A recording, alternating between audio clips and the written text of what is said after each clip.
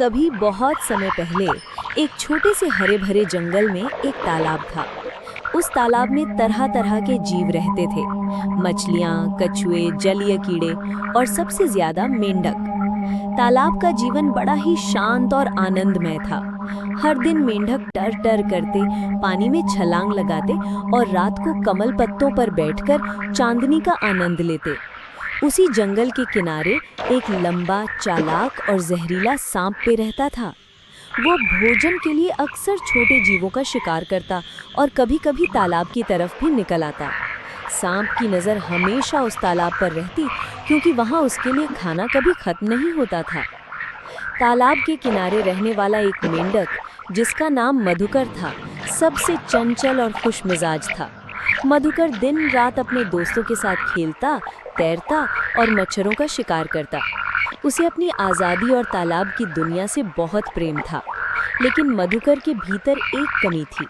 उसे अपने जीवन से कभी पूरी तरह संतोष नहीं था।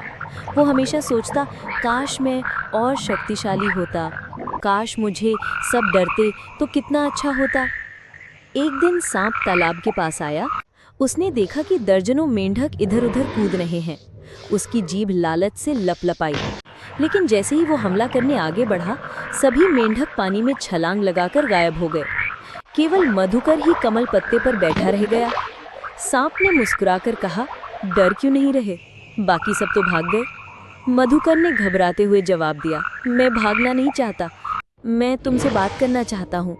सांप ने आश्चर्य से आंखें तरेरी, बात करना?